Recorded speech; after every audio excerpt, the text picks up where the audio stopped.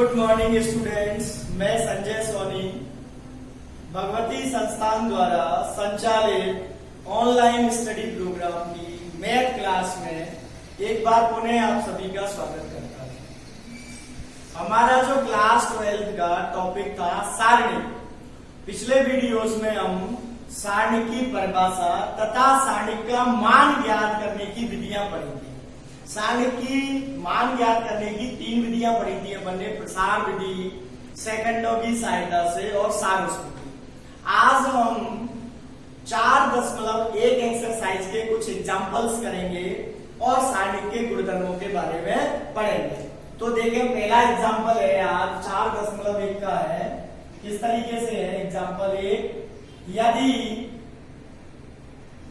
2, 4, 5, 1 बराबर 2x, 4, 6x है तो x का मान ज्ञात करो। ठीक है ना भाई? अब इधर देखिए, अगर ये अवयव होता तो हम क्या करते? तुलना करते, संगत अवयव बराबर करते। पहला अक्षर पहले के बराबर, दूसरा दूसरे के, तीसरा तीसरे के और चौथा चौथे के। लेकिन ये सारणिक है, सारणिक में संगत अवयव बराबर नहीं होते। सारणिक जो होता है वो एक संख्यात्मक मान होता है। मैंने परिभाषा में बताया था, वर्ग अवयव से संबंधित संख्यात्मक मान सारणिक कहलाता है। मतलब सारणिक एक संख्या है, गणित का अंक है। इसको हल करके गणित का अंक प्राप्त करेंगे और इसको भी हल करके एक अंक प्राप्त करेंगे। उन दोनों अंकों को बराबर करना है। ठीक है ना भाई? अब देखें, ये 2 गुणा 2 क्रम का सारणिक है। कैसे हल करते हैं? मुख्य विकर्ण के अवयवों का गुणनफल। ये मुख्य विकर्ण होता है 2 गुणा 1, फिर माइनस दूसरे विकर्ण के अवयवों का गुणनफल 5 गुणा 4 बराबर मुख्य विकर्ण के अवयव 2x गुणा x माइनस 6 गुणा 4। ठीक है ना भाई? 2 माइनस 20 गुणा कर दिया बराबर 2x वर्ग माइनस 24। ये माइनस के 18, 2x वर्ग माइनस 24। 24 को अपन इधर लाए तो 24 माइनस 18 बराबर 2x वर्ग। 24 में से 18 गए, 6 बराबर 2x वर्ग। तो x वर्ग बराबर 3, तो x बराबर आ जाएगा प्लस माइनस √3। ध्यान से सुने, क्लास 10th में या छोटी क्लासों में बात अलग थी कि अपन 3 का वर्गमूल लेते तो √3 लिखते। लेकिन यहाँ बड़ी क्लास है, व्यापक मान लिखने पड़ते हैं, तो प्लस √3 का वर्ग भी 3 होगा और माइनस √3 का वर्ग भी 3 होगा। तो दोनों ही मान लिखने पड़ेंगे। x का मान प्लस माइनस √3। समझ में आई ना भाई बात? एक और एग्जाम्पल करते हैं अपन इसी तरीके का। यदि x 2 18x बराबर 6 2 18 6 तो x का मान ज्ञात करो। वही कहानी है, सारणिक जो होता है वो संख्यात्मक मान होता है। तो इधर का संख्यात्मक मान बराबर इधर का संख्यात्मक मान, इनका गुणनफल x वर्ग माइनस 36 बराबर 36 माइनस 36। तो ये तो 0 हो गया भाई। x वर्ग माइनस 36 बराबर 0। हमें x का मान निकालना है तो x वर्ग बराबर 36। अब बताओ x बराबर क्या लगेंगे? Plus minus 6, plus minus 6। x का मान प्लस 6 भी हो सकता है और माइनस 6 भी हो सकता है, लेकिन होगा समान। या तो दोनों ही प्लस 6 होंगे या दोनों ही माइनस 6 होंगे, तभी जाके मान निकलेगा सही। ठीक है ना भाई? और एक इंपॉर्टेंट एग्जांपल करते हैं अपन इस पे।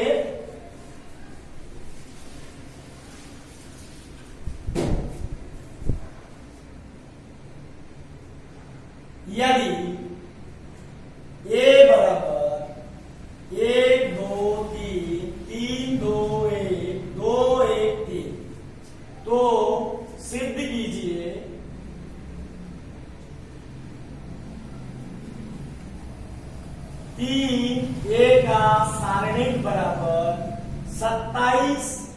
सारणिक ए।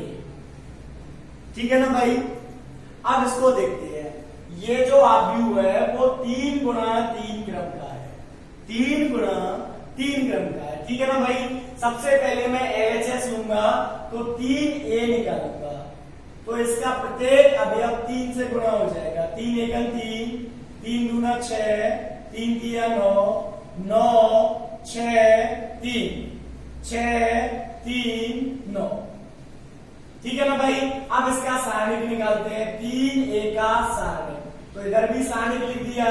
3 6 9, 9 6 3, 6 3 9। लिखते समय ध्यान रखें आव्यूह में ऐसे मुड़ते हैं, यहां बिल्कुल सीधी डंडी खींचनी है। अब इसका मान कैसे निकालते हैं अपन? प्रसार विधि से। तो R1 के अनुदेश प्रसार कर दिया मैंने, प्रसार करने पर। ठीक है ना भाई। अब देखो पहला अक्षर कितना है? 3, इसको छोड़ा और इसके नीचे साइड से छोड़ा, इनका उपसारणिक बना दिया 3 9। ठीक है ना भाई। अगले के लिए माइनस लगाते हैं, अल्टरनेट क्रम में लिखते हैं अपन, तो -6। अब क्या करेंगे? 6 के नीचे वाली लाइन छोड़ दी और साइड वाली लाइन छोड़ दी। 9 3 6 9 बचा हुआ लिख दिया। फिर अगले के लिए प्लस लगाएंगे 9, तो 9 के नीचे छोड़ दिया और साइड से छोड़ दिया। ठीक है ना भाई। कितना आएगा? 9 6 6 3। क्लियर? 3 9 छिके 54 -9 -6 81 -18 प्लस 9 27 -36। तो देखे 3 54 में से 9 गए तो शायद 45। ठीक। -6 और 81 में से 18 घटाए अपन ने, 11 में से 8 गए 3 63। ठीक है ना भाई। प्लस 9 और ये माइनस के 9, 36 बढ़ाए तो माइनस के बच गए। गुणा किया 3 पंजो 15, 3 चौक 12 और 1 13, 135। -6 से गुणा किया 6 3 18 और 36 और 1 37, 378। 6 से गुणा किया 6 3 18, आंसर 1 36 और 1 37 और माइनस के 81। तो देखे 135 माइनस 8 और 1 9, 8 और 7 15 की 5, हासिल 1 459। दोनों माइनस की संख्या है, जुड़ जाएंगी। अब घटा दिया, 9 में से 5 गए 4, 5 में से 3 गए 2, 324 और वो भी क्या के माइनस के। ये मेरा बायां पक्ष आ गया। अब दायां पक्ष पहले सारणिक ए निकालूं, तो सारणिक ए देखें, ए का सारणिक बना दिया 1 2 3 3 2 1 2 1 3। इसका मान निकाला तो वही R1 के अंदर इसमें प्रसार कर रहा हूं भाई 1। इस बार डायरेक्ट लिख रहा हूं तो 1 के नीचे छोड़ दिया और ये छोड़ दिया। 3 दूना 6 माइनस 1, ये वाली लाइन लिख रहा हूं सीधी, ये वाली छोड़िए केवल। फिर अगले के लिए -2, 2 के नीचे छोड़ दिया और साइड से छोड़ दिया। 9 -2। फिर अगले के लिए +3, 3 के नीचे छोड़ दिया और ये छोड़ दिया। 3 -4। तो देखें 6 में से 1 गया 5, -9 में से 2 गया 7 गुना 14, 3 में से 4 गया -3, तो ये आ गया -12। अब क्या है 27 गुणा सारणिक ए, तो 27 गुणा -12, ये आ जाएगा -324। ठीक है ना भाई, बराबर हो गए LHS बराबर RHS। अब इसमें इंपोर्टेंट क्या है, तो इसमें इंपोर्टेंट ये है, देखो इसका क्रम 3 गुणा 3 था। मैंने पूरे आव्यूह को 3 से गुणा किया तो मान 27 गुना हो गया, मतलब 3 की घात 3 गुना, 3 की घात 3 गुना। तो इससे रिजल्ट क्या निकलता है, यदि किसी n गुणा n क्रम के वर्ग आव्यूह को अचर k से गुणा करने पर सारणिक का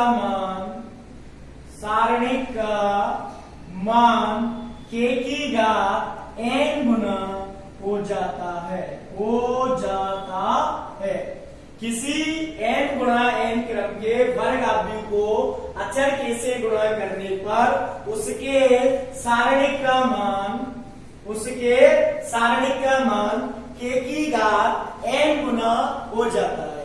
यदि मैं इसको 2 से गुणा करता तो 2 की घात 3 8 गुना मान हो जाता, मतलब कितना आता, -96 आता। समझ में आ गई ना भाई बात, आगे ना, ये इसमें इंपॉर्टेंट है। अभी अपन गुणधर्म पढ़ेंगे, जब इसके बारे में और चर्चा करेंगे। गुणधर्म में भी ये काम आता है, सारणी के गुणधर्म में, ठीक है ना भाई। अब सीधा अपन आते हैं सारणिकों के गुणधर्मों पे। इसी पे सवाल आता है, ये 4.1 के सवाल मैंने कराए थे, तो आपको इतना कल वाला वीडियो और आज वाला वीडियो दोनों मिला के 4.1 के सवाल करने हैं। अब यहाँ पे जो बोर्ड में सवाल आता है, मैं पहले ही बता चुका हूँ, वो 3 नंबर का आएगा और 4.2 में से ही आएगा। 4.2 या उससे संबंधित उदाहरण या उससे संबंधित विविध के सवाल, ठीक है ना भाई। जहां तक कोशिश रहती है 80% चांस उसी के रहते हैं, बाकी का 10-20% इधर उधर हो जाता है। तो मेन फोकस अपना सारणिकों के गुणधर्मों पे होना चाहिए, ठीक है ना। तो सारणिकों के कुल मिला के 10 गुणधर्म अपने सिलेबस में अपन पढ़ेंगे। कितने भाई, 10। तो पहला गुणधर्म है डिटर्मिनेंट ए बराबर होता है ए के परिवर्त का डिटर्मिनेंट, या सारणी ए का मान होता है ए के परिवर्त का सारणी। हिंदी में कैसे लिखेंगे, यदि किसी सारणिक की सभी पंक्तियों को स्तंभों में बदल दें तो सारणी का मान नहीं बदलता है, ठीक है ना भाई।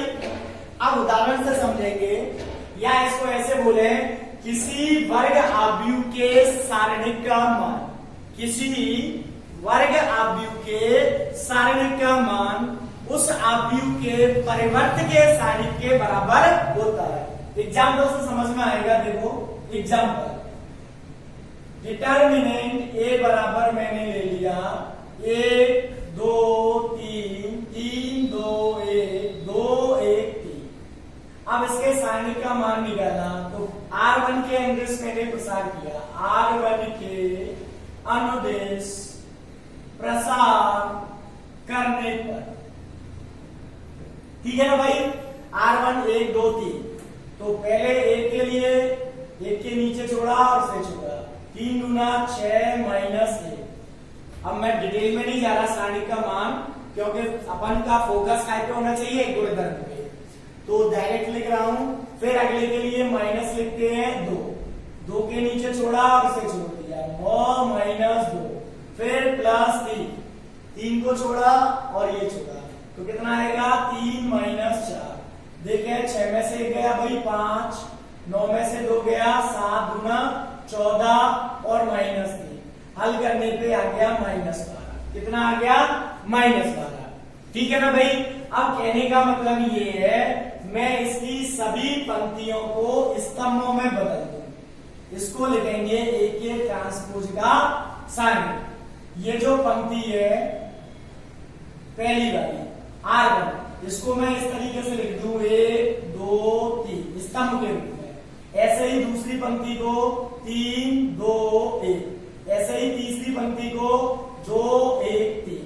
तो कहने का मतलब मतलब ये है कि इस साइनिक का मान भी निकालूंगा तो -12 ही आएगा, -12 ही आएगा। देखें R1 के अनुदेश प्रसार करने पर, तो पहला अक्षर कितना है 1, 1 के नीचे छोड़ा और इसे छोड़ा, कितना आ गया भाई 6 माइनस 1। फिर अगले के लिए माइनस लगाते हो, माइनस का 3 लिख दिया, 3 के नीचे छोड़ा और इसे छोड़ा, 6 माइनस 3, फिर प्लस 2, 2 के नीचे छोड़ा और ये 2 माइनस 6। लुक है 6 में से 1 गया वही 5 आएगा, 6 में से 3 गया 3, 3 दिया 9 माइनस 2 में से 6 गए 4, 4 गुना 8 माइनस के, तो 5 माइनस 17 बराबर -12, कोई -12 आया। ठीक है ना भाई, कोई दिक्कत? यदि किसी सारणी की सभी पंक्तियों को ऐसे स्तंभों में बदल दें तो सारणी का मान नहीं बदलता है, वही रहता है। तो आगे से अपन मान नहीं निकाला करेंगे, बार बार लिख देंगे गुणधर्म से मान सारणी के बराबर ही होगा। ठीक है ना भाई। अब दूसरा गुणधर्म देखें, पहला समझ में आ गया ना कि सारणी की पंक्तियों को स्तंभों में बदल दे या आव्यूह के सारणी का मान परिवर्त के सारणी के बराबर होता है।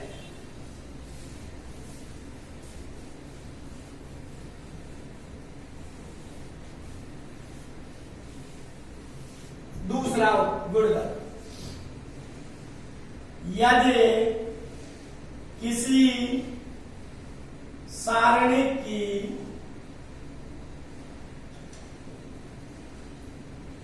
दो क्रमागत पंक्तियों या स्तंभों को आपस में बदलने पर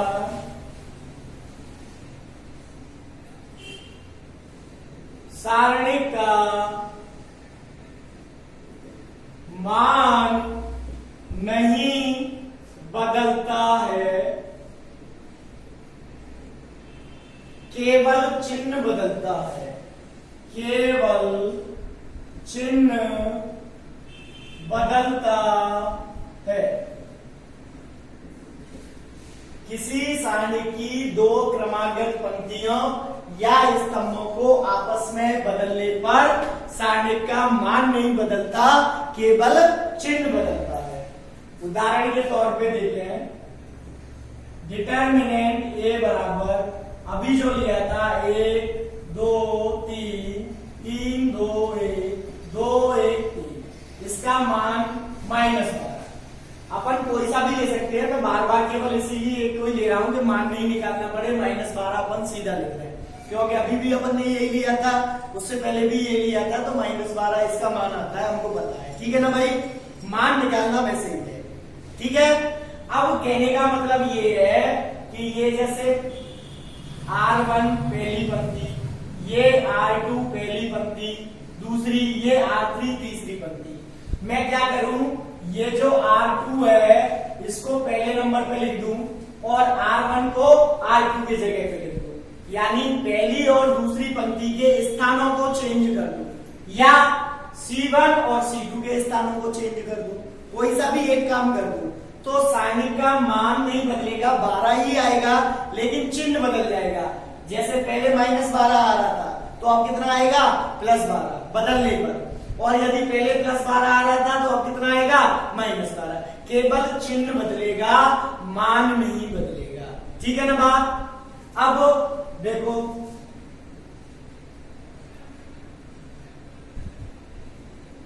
तीन दो एक, ये जो दूसरी पंक्ति थी इसको मैंने पहले स्थान पे लिख दिया और दूसरी पंक्ति के स्थान पे पहली पंक्ति लिख दी, 1 2 3 2 1 3। ठीक है ना भाई, यानी पहली पंक्ति और दूसरी पंक्ति को आपस में बदल दिया। अब इसको सांकेतिक भाषा में गणितीय रूप में कैसे लिखते हैं, R1 और R2 को आपस में बदलने पर या R1 R2 रूपांतरण से।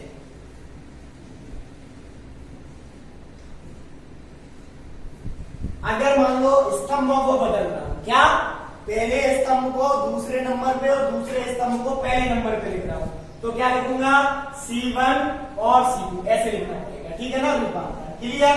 अब मैंने यहाँ पे केवल एक को ही बदला है, R1 और R2 को, तो इसका मान नहीं बदलेगा, केवल क्या बदलेगा, चिन्ह। यानी इसका मैं प्रसार करूंगा तो प्लस के 12 आंसर आएगा। देखो R1 के अनुदेश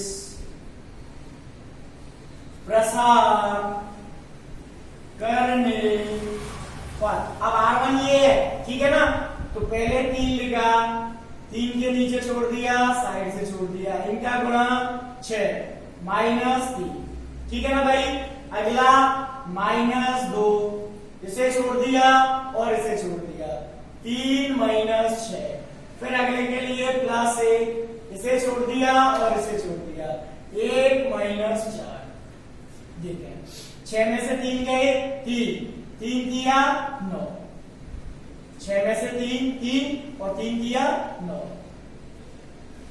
3 में से 6 कितने आएंगे, -3, -3 गुणा -2, प्लस के 6 आएगा कि नहीं आएगा भाई, बोलो, -2 गुणा -3, तो प्लस के 6 हो जाएंगे, और 1 - 4 कितना, -3, तो 9 और 6 15 में से 3 गए तो 12, कितने आ गए, प्लस के 12 आ गए, कितने आ गए भाई, प्लस के 12। समझ में आ गई ना बात। पहले कितना आ रहा था, -12, अब कितना आ रहा है, +12। तो आगे से अपन मान नहीं निकालेंगे, सीधा लिखेंगे गुणधर्म से इतना मान आएगा, ठीक है ना भाई। या अपन किसी सवाल को हल करते समय, सवाल में ज्यादातर सिद्ध करने वाले आते हैं या मान ज्ञात, उस समय अपन को जरूरत पड़ रही है बदलने की, तो अपन 1 माइनस लगा देंगे। अपन ने एक बार बदला तो 1 माइनस लगा देंगे, जिससे सारणिक का मान तो नहीं बदला, लेकिन चिन्ह बदला, तो चिन्ह पहले वाला ही आ जाए, यानी हमारा मूल जो सवाल था वो चेंज नहीं हो जाए, ठीक है ना भाई। अब मान लो मैं दोबारा बदलता हूं, इस सारणिक में वापस C1 C2 को बदलता हूं, तो वापस इसका मान -12 आ जाएगा, कितना आ जाएगा, -12, ठीक है ना। फिर एक बार और बदल दूं तो फिर +12 आ जाएगा, यानी मान तो 12 ही आएगा, लेकिन कभी प्लस का कभी माइनस का। वो किस पर डिपेंड करेगा, बदलने पे। एक बार बदलने पे 1 माइनस का, फिर दोबारा बदलने पे फिर चिन्ह बदल जाएगा, तो माइनस माइनस फिर प्लस हो जाएगा, दोबारा बदलेंगे तो फिर माइनस का हो जाएगा, ठीक है ना भाई। इस तरीके से ये दूसरा सारणिक का गुणधर्म है, क्लियर। अब तीसरा गुणधर्म देखना,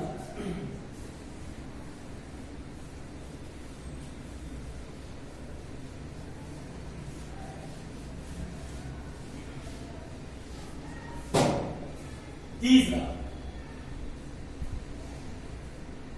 यदि किसी सारणी की 2 पंक्तियां या स्तंभ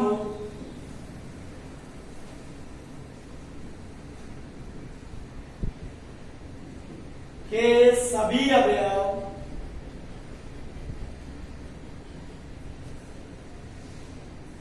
समान है, तो सारणिक का मान 0 होता है, आपस में समान है, ठीक है ना भाई। ऐसे एग्जाम्पल से समझ में आएगा, देखेंगे ध्यान से। एग्जाम्पल 1 2 3 4 5 6 1 2 3, ये मेरा पहला स्तंभ और ये मेरा तीसरा स्तंभ, इनके सभी अवयव समान है, 1 1 2 2 3 3, है या नहीं। समझ में आ गई ना बात। आपस में समान से मतलब ऐसे नहीं कह रहा कि ये 2 2 2 और ऐसे समान है, पहला स्तंभ और तीसरा स्तंभ आपस में समान है, या कोई सी भी 2 पंक्ति समान है, तो इस सारणिक का मान निकालने पे 0 आएगा। कितना आएगा भाई, 0। मान निकालने की जरूरत नहीं है, कितना आएगा, 0। गुणधर्म से लिखेंगे, लेकिन यहाँ पे अपन एक बार चेक कर रहे हैं, निकाल के। तो R1 के अनुदेश मान या प्रसार करने पर, R1 के अनुदेश प्रसार करने पर देखें, पहला 1 लिखेंगे, इसके नीचे छोड़ा, साइड से छोड़ा, 5 दिया, 15 माइनस 12, फिर -4 ले लिया, अगले के लिए माइनस लगाते हैं, 4 के नीचे छोड़ा और साइड से छोड़ा, कितना आएगा 6 माइनस 6, 3 दूना 6 माइनस 6, फिर प्लस 1 आएगा, 1 के नीचे छोड़ा, साइड से छोड़ा, 6 दूना 12 माइनस 15 आएगा कि नहीं भाई, 12 माइनस 15, 15 माइनस 12 3 माइनस 4 गुणा 0 और प्लस 12 माइनस 15 माइनस 3, ठीक है ना। तो 3 माइनस 3 बराबर कितना आ गया 0। क्लियर। यहाँ कैसे लिखेंगे, मान लो चूंकि C1 आइडेंटिकल C3 अतः गुणधर्म से सारणिक बराबर 0। ये इतना करने की जरूरत नहीं है, सारणिक के गुणधर्म से अपन 0 लिखेंगे डायरेक्ट। समझ में आ गई ना बात। यही स्थिति यदि मान लो पंक्तियां समान होती, 1 4 1, यहाँ पे भी 1 4 1 होता तो मान 0 आता, या दूसरी और ये पहली और दूसरी समान होती, इससे कोई फर्क नहीं कि पहली और तीसरी ही समान हो, पहली और दूसरी भी समान हो सकती है, ऐसे ही स्तंभ भी, ठीक है ना भाई। तो उसका मान कितना आएगा 0 आएगा। अब चौथा गुणधर्म देखना भाई,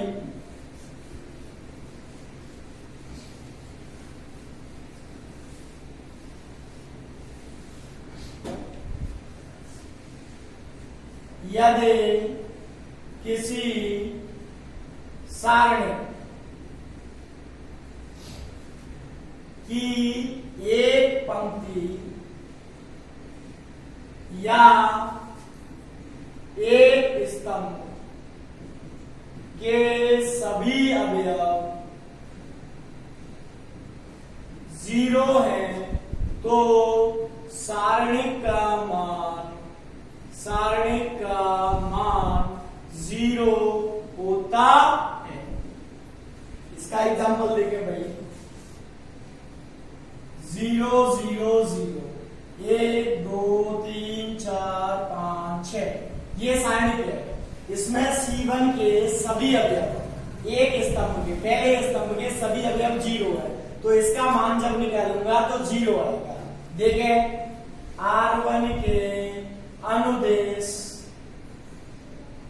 प्रसार करने पर, तो सबसे पहले 0, इसको छोड़ दिया और इसे छोड़ दिया, 6 दिया 18 माइनस 20, फिर अगले के लिए -1, 1 के नीचे छोड़ दिया और साइड से छोड़ दिया, इनका गुणनफल 0 माइनस 0, फिर अगले के लिए प्लस 2 का साइड नीचे और साइड ये छोड़ दिया, क्या बचा 0 माइनस 0। तो देखिए 0 गुणा -2 माइनस 1 गुणा 0 प्लस 2 गुणा 0, इसका मान 0, इसका मान 0, इसका मान 0, तो मान कितना आ गया 0।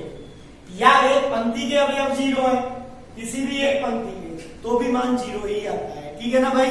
तो गुणधर्म से अपन सीधा लिखेंगे मान बराबर 0, प्रसार करने की जरूरत नहीं है, ठीक है ना भाई, क्योंकि सवाल ही आएगा बिना प्रसार किए मान ज्ञात कीजिए, तो अपन इन गुणधर्मों को ध्यान रख के प्रसार नहीं करेंगे और मान लिखेंगे सीधा ही।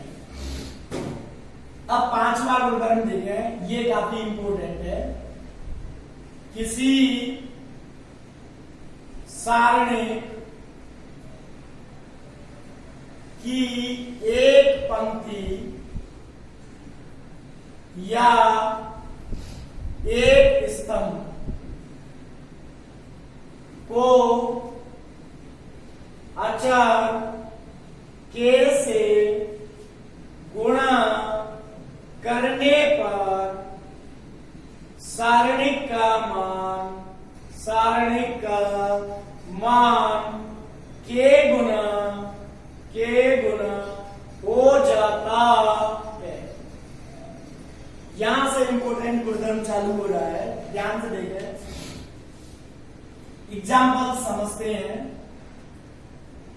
डिटर्मिनेंट ए बराबर 1 2 3 2 1 2 1 3, इसका मान पता है -12 आता है। कितना आता है भाई? -12। शुरू से यही लेके चल रहे हैं अपन। अब इस गुणधर्म का मतलब है इसके किसी भी एक स्तंभ को, कोई से भी एक स्तंभ को या किसी भी एक पंक्ति को मैं अचर के, ए का मतलब 2 से गुणा करूं या 3 से करूं या 4 से या 5 से, तो इस सारणिक का मान उतने ही गुना हो जाएगा। जैसे मैंने इसके दूसरे स्तंभ को 3 से गुणा कर दिया। कितने से कर दिया भाई? 3 से। तो इस सारणिक का मान 3 गुना हो जाएगा, मतलब 12 दिया -36 आएगा। देखें 1 3 2, 3 से गुणा किया, 3 गुना 6 6 3 3 1 3। अब इसका जब मान निकालूंगा R1 के अनुदेश प्रसार करने पर, देखिए यहां कर रहा हूं प्रसार, एक के नीचे छोड़ दिया और साइड से छोड़ दिया, 6 दिया 18 -3 एकन 3। फिर अगले के लिए माइनस लगाओगे, -6, तो 6 के नीचे छोड़ दिया और साइड से छोड़ दिया, 3 दिया 9 -2, फिर अगले के लिए +3 लिख दिया। ठीक है ना? इसके नीचे छोड़ दिया और साइड से छोड़ दिया, 3 दिया 9 -12। देखिए 18 में से 3 गए 15 आ गया भाई, आ गया ना? 9 में से 2 गए 7 आए ना, लेकिन -6 गुणा 7 हो जाएगा। ये +3 गुणा 9 में से 12 गए -3, तो देखें 15 -42 -9। ठीक है ना भाई? ये हो गए 15 -51 और बराबर -36। देखो आया कि नहीं? कहने का मतलब ये है कि सारणी की एक पंक्ति को यदि अपन 2 से गुणा करेंगे तो सारणी का मान 2 गुना, 3 से करेंगे तो 3 गुना, 4 से करेंगे तो 4 गुना हो जाता है। ठीक है? तो इसको लिखते कैसे हैं सांकेतिक भाषा में? मैंने यहाँ दूसरे स्तंभ को किया, तो यहाँ लिखेंगे C2 के स्थान पे कितने से गुणा किया? 3 से, 3C2 का प्रयोग करने पर। पूरा हिंदी में नहीं लिखना कि दूसरे स्तंभ को 3 से गुणा किया, सांकेतिक भाषा में लिखना है। ठीक है ना भाई? तो 3 गुना हो गया, तो यदि मैं बार इसके 1/3 लगा देता, क्या लगा देता? 1/3, यहाँ 1/3 लगा देता तो इसका मान वापस वही आ जाता कि नहीं? तो कहने का मतलब ये है यदि किसी सवाल में एक पंक्ति या एक स्तंभ को मान लो 3 से गुणा करने की जरूरत पड़ी तो अपन बाहर 1/3 लगा देंगे, तो सारणिक का मान पहले वाला रहेगा। अब या उल्टा इसको बोले, सारणिक में किसी एक पंक्ति या एक स्तंभ में से हम कॉमन ले सकते हैं, जबकि आव्यूह में क्या होता था? मान लो गुणा करना है आव्यूह को 3 से, अभी मैंने किया था 4.1 का सवाल, तो 3 से जब आव्यूह को गुणा किया था तो आव्यूह का प्रत्येक अवयव 3 गुना किया था, 3 से गुणा हुआ था। लेकिन सारणिक में यदि गुणा करेंगे तो केवल एक पंक्ति ही होगी या केवल एक स्तंभ होगा, पूरा सारणिक गुणा नहीं होता है, जबकि आव्यूह में पूरा ही आव्यूह गुणा होता था।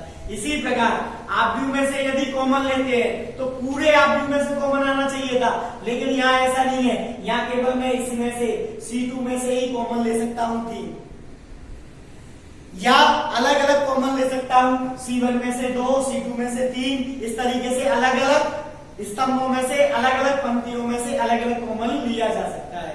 अभी आप ये वीडियो देखें, उसको लाइक जरूर करें और मेरे चैनल को सब्सक्राइब करें, ज्यादा से ज्यादा शेयर करें, जिससे और भी बच्चे वीडियो देख के लाभान्वित हो। जब तक आप वीडियो देख के इसको शेयर करें और आपकी बुक की जो एक्सरसाइज 4.1 है उसको सॉल्व करें। ठीक है ना भाई? नेक्स्ट वीडियोस में अपन आगे वाले जो 5 गुणधर्म बचे हैं उनको करेंगे और उस पर एग्जाम्पल करेंगे। जब तक के लिए धन्यवाद।